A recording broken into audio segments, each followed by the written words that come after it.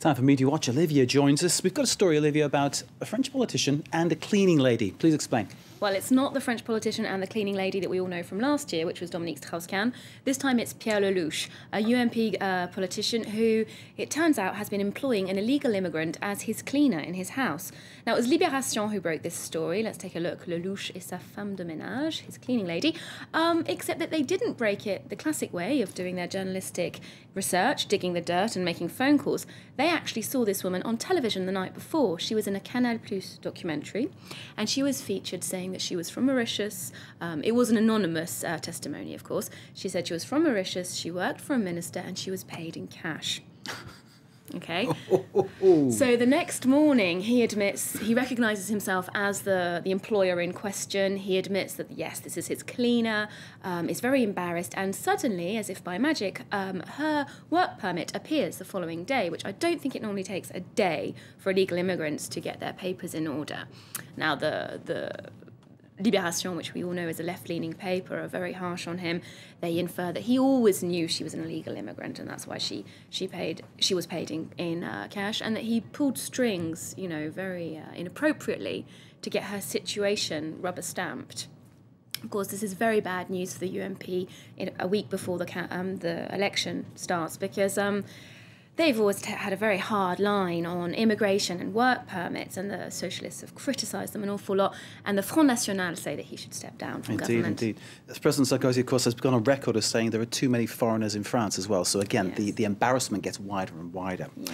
OK, next then, a new report that says the internet is too controlled and run by a few monopolies. Tell us more about this one. So this is new data that's been published this week that says that actually one of the co-creators of Google says that if he wanted to make Google today, he couldn't, because government control of the internet and also certain companies' control of the internet is just too tight, and that companies like Apple and Facebook are squeezing other information providers out by creating what he says is like a walled garden of internet resources. So we're not as free as we like, as we think we are. No, and actually what came with this this report is an interactive map. If I show you here, it's a little bit like Reporters Without Borders do.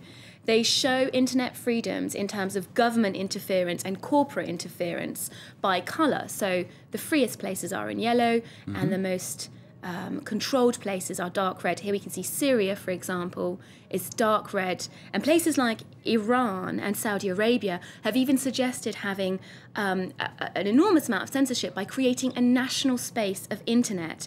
Tehran's actually planning to introduce national internet from next summer if they can.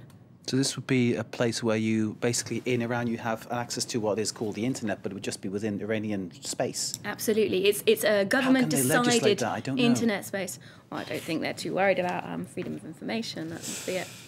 Indeed, indeed. OK, change of gear now. Definite change of gear. The presidential election, of course, is approaching very fast here in France. The candidates are now being grilled not just on their policies, but on other things. Tell us, Olivia. Well, I love this. We can now judge the candidates on their favourite films, which I'm very happy to do. Allociné, the French website, interviewed all 10 candidates and asked them about their favourite films, which is a great opportunity for them to do a bit of personal promotion, show off their cultural tastes, show off how politically correct and cultured they are, but also for us to look at if we've got anything in common with the candidates. Now, I found that, surprisingly, me and Eva Joly share a favourite film, which is The Godfather. Eva Joly, she's the Green candidate. The Green candidate. The Godfather, not a very feminist, you know, gentle film. No. And Sarkozy goes for the Italian classic Rome Open City, like Rossellini film. Any influence of Carla Bruni in that, perhaps? You wonder if he's had some tips from an Italian film fan.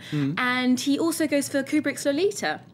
François Hollande, on the other hand, is very French in his tastes, new wave 1960s films from France, whereas Marine Le Pen is all very epic battle scenes from Gladiator and what was the other one? Gladiator, Braveheart, and The Silence of the Lambs. OK. No surprises there. OK. I wonder what that tells us more about Marine Le Pen. There we go. Olivia, thank you very much indeed. Olivia there with Media Watch.